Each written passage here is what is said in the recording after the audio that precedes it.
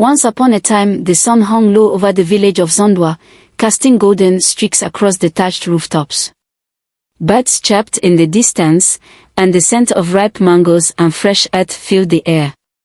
In this peaceful village, where traditions were sacred and the past whispered through the trees, lived Naima, a young woman as beautiful as the dawn. She had been raised by her grandmother, Mama Zera, a wise and respected elder. Life had not been easy, but Naima's heart remained pure, her kindness shining like the moon over Zondwa's river. Yet, she carried a secret, one that no one in the village would ever understand. Deep in the forest, hidden from prying eyes, lived a serpent with golden eyes. Sefiu was no ordinary snake.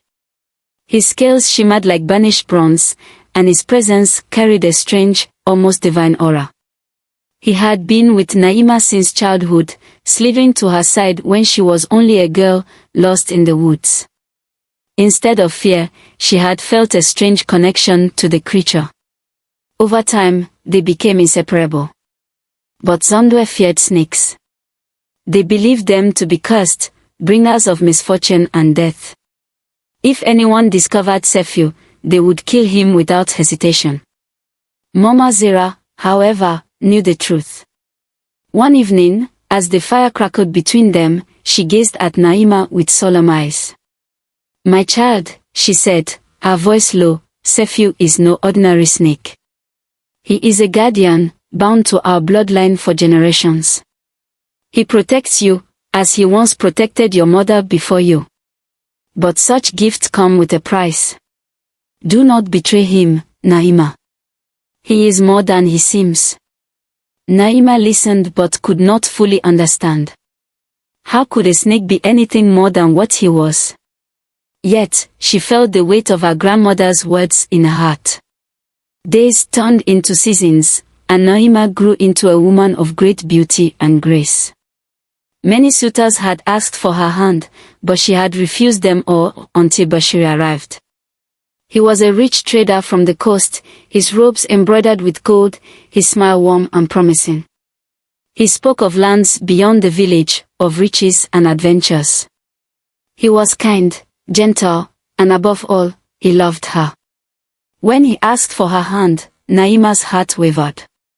She had spent years in the shadows, hiding Sefiu, protecting him as he had protected her. But could she truly spend her life in secrecy, bound to a creature the world feared? That night, she sat by the river, watching the reflection of the moon ripple in the water. Sefiu coiled beside her, his golden eyes glowing in the darkness. "You cannot go with him," he hissed. "Your fate is not with Bashiri." Naima sighed. "But I love him, Sefiu." The serpent lifted his head. "And what of me? What of the bond we share?" Tears welled in her eyes. "I do not wish to abandon you. But I do not wish to be alone forever." Sefiu was silent for a long moment. Then, with a slow, deliberate movement, he slithered into the shadows. Naima's heart ached, but she made her choice. She married Bashiri. But some bonds are not so easily broken. And some secrets refused to remain buried. The city was unlike anything Naima had ever known. Gone were the whispering trees of Zondwa, the familiar scent of river water, and the comforting embrace of her grandmother's hut. In their place stood towering clay houses, bustling markets filled with voices from every corner of the land, and the distant sound of the sea crashing against the shore. Bashiri's home was grand, its walls adorned with colorful fabrics and golden ornaments. Servants scurried about, bowing as Naima passed. She was no longer the simple village girl, she was the wife of a powerful trader. Yet, despite the luxury, she felt a hollow space in her heart. Hidden beneath the silk lining of her travel basket lay her greatest secret, Sefiu. She had carried him across the journey, tucked safely in a small woven basket, hidden from all eyes. She could not leave him behind. He was a part of her, her protector, her past. Bashiri was a good husband in many ways, providing her with everything she could desire, but he was also strict and unyielding. His word was law in the household. There were rules, expectations, and little room for the quiet defiance that had lived in Naima's heart since childhood.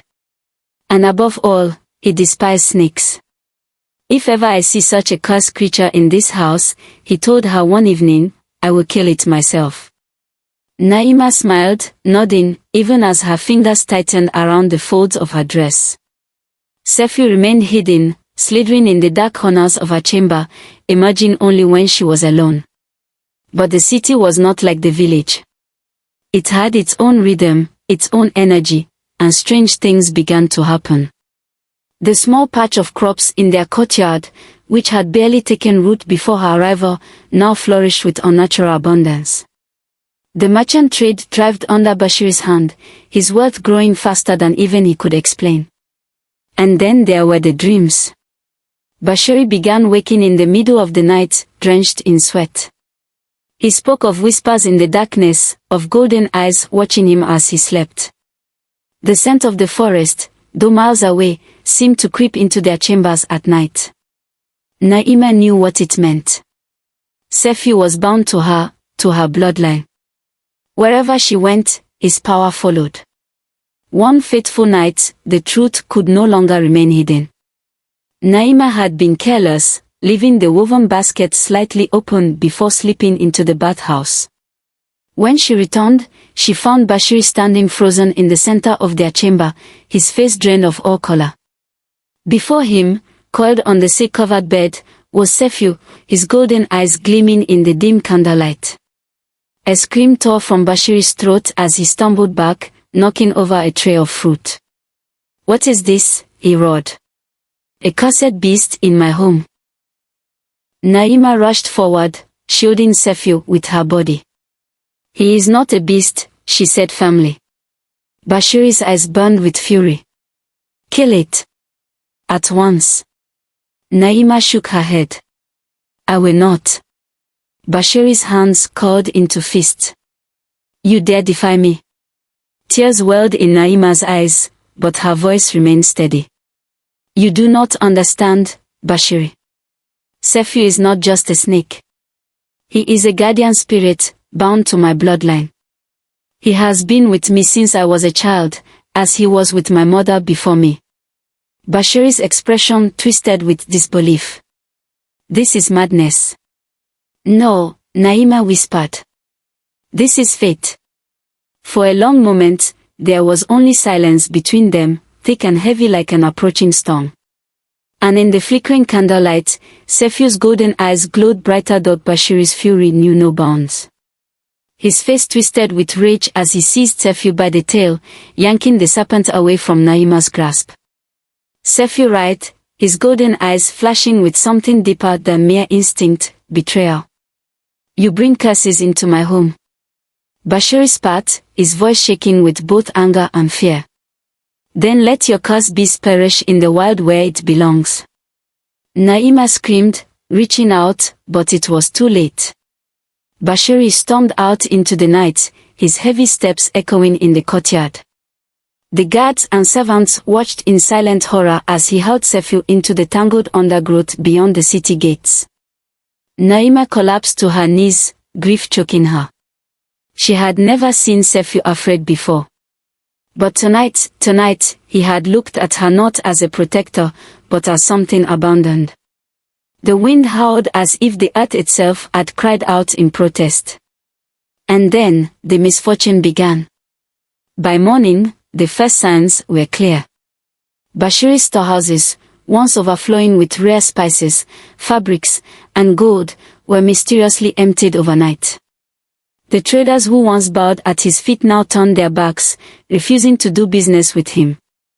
The servants whispered of shadows moving through the halls, of an unnatural chill seeping into the air. Bashir dismissed it as coincidence, at first. But as days passed, disaster followed. His ships never returned from their voyages. The market spoke of bad omens surrounding his name. And worst of all, he was plagued by a new kind of terror, visions of Sefiu slithering through his chambers, whispering in a voice that was neither human nor beast. "You cast me away," the voice echoed in his mind, but the bond cannot be broken. Bashiri stopped sleeping. His once proud figure became gaunt, his eyes dark hollows of exhaustion. And he was not alone in his suffering. Naima had searched desperately for Sefiu, scouring the outskirts of the city, calling his name into the wind. But he was nowhere to be found. It was as if the earth itself had swallowed him whole. Her heart ached with guilt. Had she truly abandoned him? Had she broken the sacred bond? Desperate for answers, she sought out the old village seer, a woman who had once walked between worlds. The seer lived in the city's outskirts, where the walls were crumbling, and the streets were ruled by whispers and shadows. When Naima found her, the woman was already waiting, her milky white eyes staring through the veil of time. "You come seeking what you have lost," the seer murmured. Naima fell to her knees. "Please. Sefiu is gone." Bashiri cast him away, and now the world is crumbling around us. The seer's expression remained unreadable. "You were warned, child. The guardian spirit is bound to your bloodline." When he was thrown away, the balance was broken. Naima's heart pounded. Can it be undone? The old woman exhaled, her fingers tracing patterns in the dust. Find him before it is too late. Without Sefiu, the misfortune will consume everything. And worse, something else has awakened in his absence. A shiver ran through Naima. What do you mean? The seer's voice dropped to a whisper.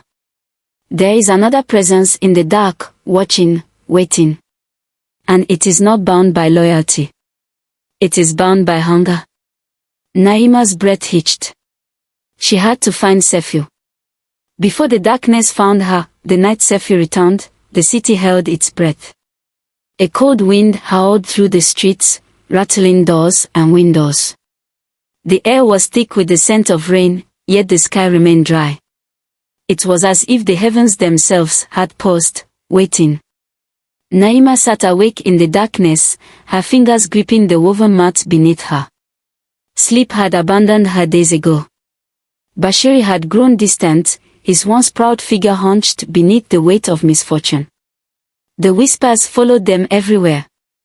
And then she saw them, two golden eyes glowing in the blackness beyond the courtyard. A shiver crawled up her spine. Sefiu, she whispered. The golden eyes blinked, then vanished. From that night forward, the haunting began. Bashiri's once grand home became a prison of unseen horrors. The servant spoke of hissing in the corridors, of scales sliding across the floor when no one was there. At night, the walls groaned as if something ancient stirred within them. Then came the voices. Whispers filled the halls, slithering into ears like poison honey. You cast me away, you betrayed me, you will suffer. Bashiri awoke one night to find his chambers filled with writhing shadows. He reached for Naima, but she was already standing by the window, staring into the darkness. Sefiu is here, she murmured, her voice hollow. Bashiri clenched his fist. Then we must end this. The people of the city turned against them. Rumors spread like wildfire. Naima had brought a dark spirit into their midst. Some claimed she had cursed her husband out of jealousy, that her beauty had been a mask for the evil lurking beneath. Others swore they saw a serpent with golden eyes slithering through the market, its presence followed by withering crops and dying livestock. Fear made them cruel. Naima could not leave the house without feeling the weight of their stares. When she walked through the streets, children were pulled away, doors were shut in her path. It was only a matter of time before the city demanded a sacrifice. Desperate, Bashiri sought the forbidden. He traveled in secret to the farthest edge of the city, where the sorcerer lived, a man whose name was never spoken aloud. He was said to deal in curses, to weave fate like a spider spinning its web. Bashiri knelt before him, desperation etched into his face. Tell me how to break this curse. The sorcerer watched him with unblinking eyes, his voice like the scraping of dry leaves. The bond was severed, But the spirit still lingers. It is angry. It will not stop until it is appeased. Bashiri's breath was shallow. How do I appease it? The sorcerer leaned forward. The bond must be severed completely. The bloodline must be broken. Bashiri froze. The sorcerer's meaning was clear. Naima had to die. The ritual was planned for the next full moon. Naima was led to the temple, bound in golden silk, her hands tied with ceremonial rope. She did not struggle. She did not scream. Her heart pounded, but she knew this was fate unfolding. Bashiri stood before her, his face a mask of sorrow and determination. I have no choice, he whispered. The city watched in silence, torches casting flickering shadows against the walls. The priest raised a blade, chanting ancient words that had not been spoken in centuries. The wind howled. The torches flickered. And then, a deafening hiss filled the air. The flames were snuffed out as if swallowed by the night. The ground trembled beneath them. And from the darkness, Sefiu emerged. But he was no longer the serpent Naima had known. His body was larger, darker, his golden eyes burning like molten fire. He rose above them all, his presence suffocating, his rage a storm waiting to break. The priest dropped the blade, his voice lost in terror. Naima lifted her head, and for the first time, she saw the truth. Sefiu had not come to protect. Sefiu had come for revenge. The temple was in ruins. The torches had been reduced to smoldering embers, the walls cracked by the force of Sefiu's wrath. The people had fled in terror, leaving only silence in their wake.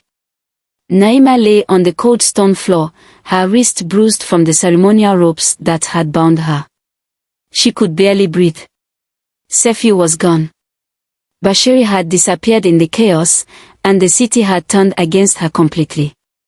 She was no longer just an outsider, she was a woman cursed, marked by the fury of a vengeful spirit.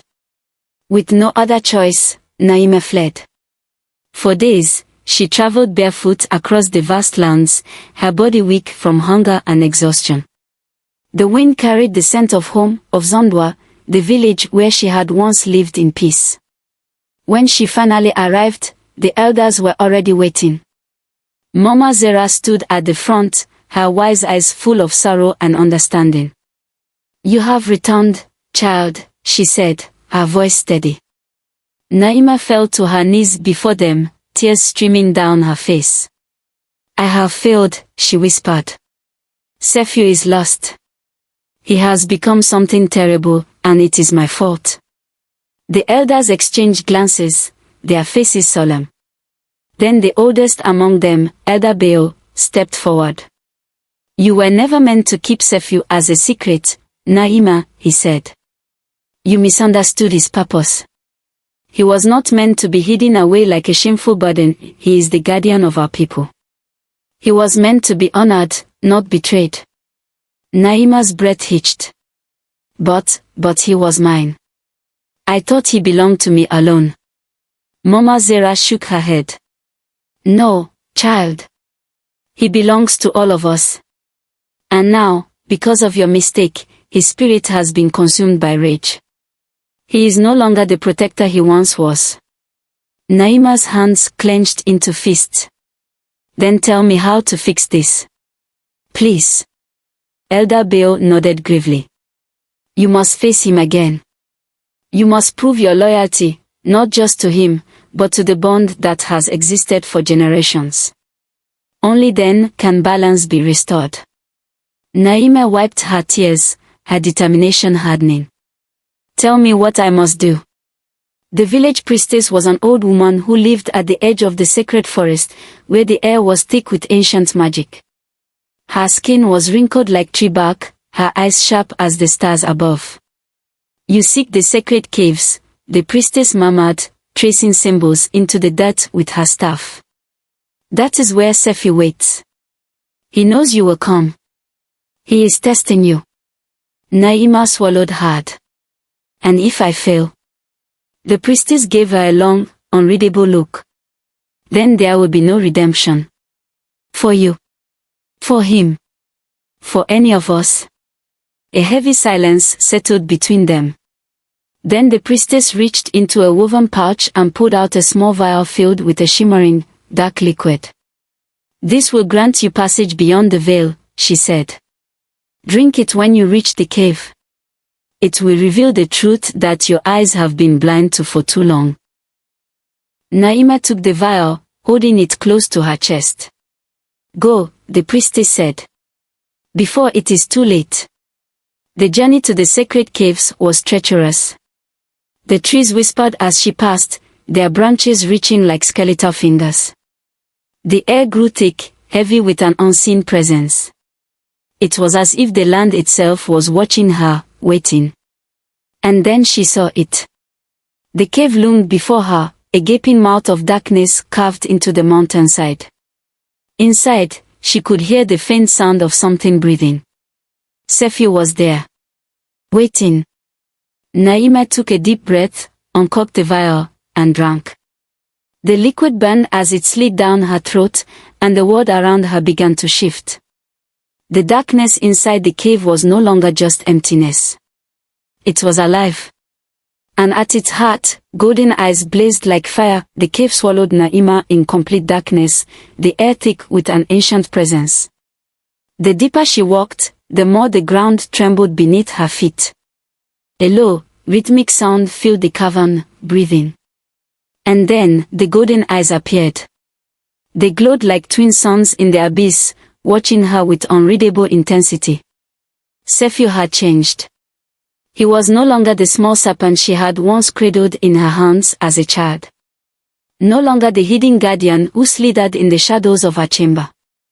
Now, he was colossal, his massive coils wrapped around the pillars of the earth itself. His body shimmered with divine power, his scales shifting between gold and obsidian, as if he existed between two worlds, light and darkness, protector and destroyer. Naima's breath caught in her throat. Sephi, she whispered. His voice rumbled like distant thunder. You have come at last. She took a trembling step forward. I never meant to betray you. The cavern shook as Sephi uncoiled, his head lowering until he loomed just above her. His forked tongue flickered, tasting the air between them. Did you think you could sever our bond without consequence? Naima's heart pounded. I was foolish. I was afraid. Sephi's golden eyes narrowed. And now, you wish to undo the past. To reclaim what was lost. A deep silence settled between them. Then, Sephi reared back, his form stretching into the darkness above. One final test, he declared.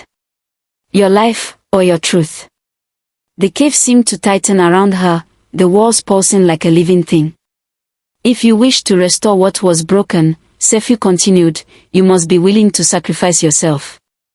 If you truly believe our bond is sacred, then offer your life, and I shall return as guardian once more. Naima's pulse roared in her ears. She had known this was a possibility, that the price might be her own blood.